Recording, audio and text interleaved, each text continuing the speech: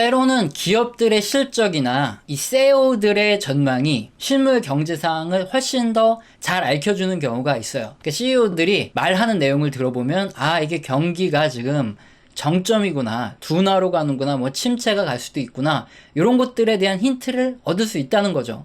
예를 들어서 미국의 월마트 뭐 다 가보셨죠? 예. 굉장히 큰 유통업체고 타겟도 뭐 거의 비등비등한 약간 싸구려를 파는 이런 대형 업체들이에요. 우리나라로 따지면 뭐 꼭 싸구려는 아니지만 어쨌든 이마트 뭐 이렇게 비교해 볼 수 있겠는데 품목이 굉장히 다양합니다. 월마트 타깃 이런 애들의 매출이 계속 늘어나요. 그리고 또 CEO가 나와서 다음 분기 굉장히 좋습니다, 실적 전망 좋아요, 뭐 이런 소리를 하면은 실물 경제 전체에서 그 많은 품목들이 이제 평균적으로 전부 다 잘 팔린다. 그렇게 되면 주식시장에서도 이 다양한 품목의 제조업들에서 전반적으로 소비, 즉 수요가 증가하는구나, 이걸 알고 그 다음에 기업들의 실적이 당연히 좋아지겠죠. 그러면서 주식시장이 전체가 오르는 경우가 있어요. 이거는 뭐 타겟인데, 반대로 이제 CEO가 앞으로 뭔가 안 팔립니다, 우리 힘들어 죽을 것 같아요, 소비가 둔화되고 있습니다, 이런 소리를 시전해 주시면 그 많은 이 제조업 제품들이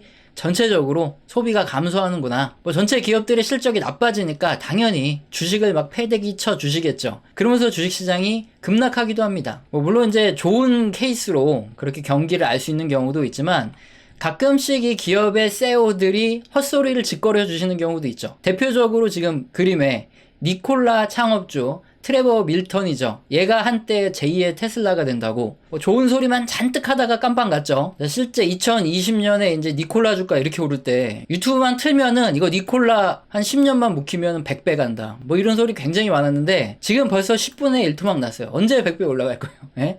자, 이런 사례를 통해서 우리가 알아야 될 건 실적 발표를 딱 했어요. 근데 실적이 잘 나와요. 그러면 이제 CEO들이 이제 자신감이 충만하죠. 자신감에 찬 목소리로 이제 헛소리를 하는 거 믿고 잘못 투자 방향을 정했다가는 정말 재수없으면 한강 갈 수도 있으니까 주식판에서는 이 CEO들의 말이 100% 믿지 말고 이게 맞나 틀리나 항상 검증을 해야 된다, 이거예요. 자, 지금 로이터의 뉴스 기사를 같이 보시면은 이 월마트가 예상보다 좀 긍정적인 실적 발표를 해서 뭐 다우도 그렇고 S&P 500도 올랐다, 이런 뉴스 기사가 있죠. 월마트가 이제 지난 7월 달에 실적 전망을 이렇게 발표를 했어요. 근데 요번 2분기 실적을 자기들이 이렇게 가집계를 해봤더니 이거 전년 동기보다 마이너스 14% 정도나 영업이익이 감소할 것 같다, 이런 암울한 전망을 했어요. 왜냐면은 인플레이션이 너무 심해서 사람들이 소비가 너무 많이 줄었다, 이 이유 때문에 실적 전망치를 이렇게 낮게 잡았는데 투자자들이 바보는 아니죠. 그래서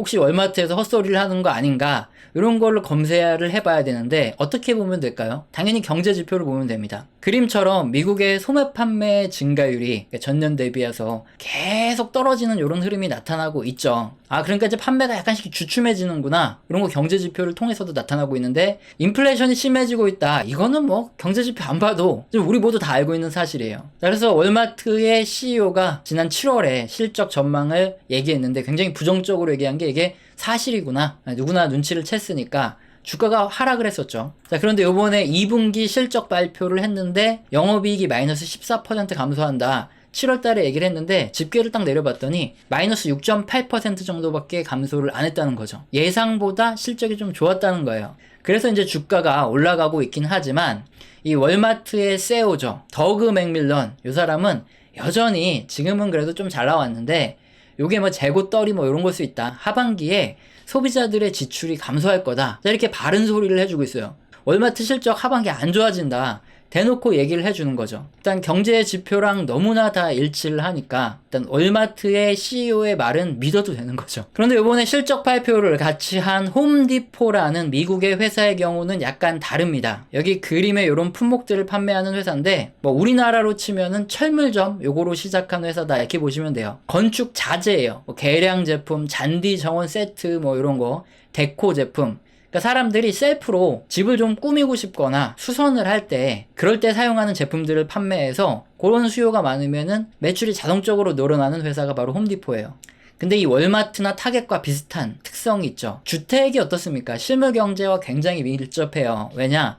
일단은 뭐 불경기다, 그러면 사람들이 집을 당연히 안 사요. 경기가 회복되고 좋아질 때 주택의 매매 거래가 활발해진다. 이거는 뭐 누구나 다 알고 있는 사실이죠. 그때 이제 미국에서도 그렇지만 우리나라도 그렇고 뭐 신축을 샀다 그래도 마찬가지지만 특히 이제 구축 사고 그러면은 인테리어도 하고 수선도 하고 리모델링도 하고 뭐 이러는 경우가 있잖아요. 이럴 때 이제 홈디포 제품의 수요가 늘어나는데 그렇다 보니까 결국에는 실물 경제가 좋아질 때 홈디포의 매출과 영업이익이 부동산 경기와 함께 좋아진다 이렇게 보시면 돼요. 그래서 홈디포의 실적이라든가 뭐 CEO가 하는 말을 보면 어느 정도 또 경기를 판단할 수 있구나, 요것도 힌트를 얻을 수 있죠.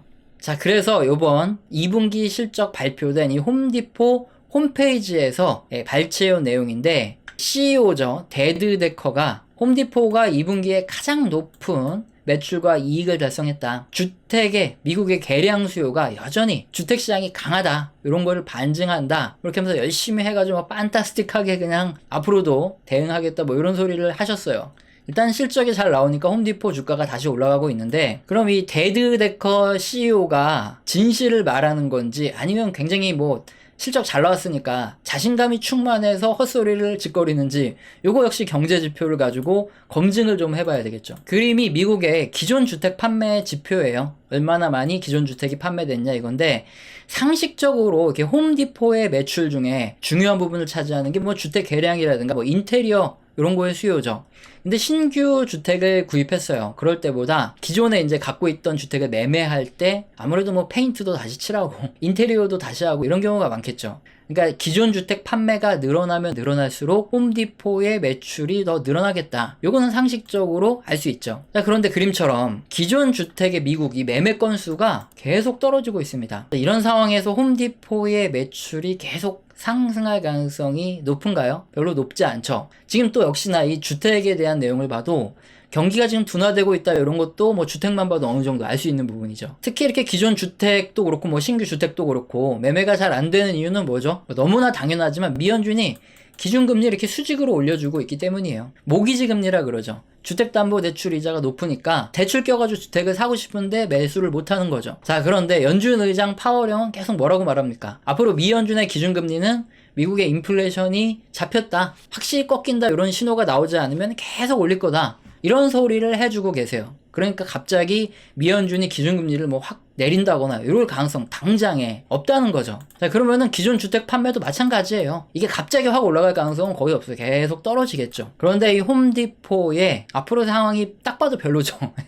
기존 주택 판매가 이렇게 안 되는데 뭐 걔네라고 실적이 잘 나오겠어요. 근데 이 데드데커 CEO는 여전히 미국 주택 시장이 강력하다 뭐 이런 소리를 하고 계시죠. 자, 그러면은 이게 기업 대표가 바라보는 이 전망과 실제 경제 지표가 다르게 나타나면은 뭘 중요하게 봐야 될까요? 당연히 경제 지표를 더 중요하게 봐야 됩니다. 뭐 CEO들은 가끔 헛소리를 잘 한다, 앞서서 말씀드렸죠. 업황이 둔화되고 있는데도 불구하고 호실적을 내는 기업들도 분명히 있어요. 근데 이게 일시적이에요. 전체적인 업황이 나빠지면은 어떤 기업도 호실적을 계속 유지하면서 낼 수가 없습니다. 그러면은 지금 월마트라든가 홈디포 여기에 있는 CEO들의 이야기를 지금 들어보고 얘네들의 전망에 대해서 한번 들어보면서 우리는 투자를 할 때 어떤 힌트를 얻고 좀 이렇게 투자의 실전에 적용을 해야 될까요? 일단 월마트의 CEO의 말이 정답이고 요걸 우리가 들어야 되겠죠. 소매 판매 증가율이 한참 잘 올라가다가 이제 증가율이 점점 낮아지는 이런 경로예요.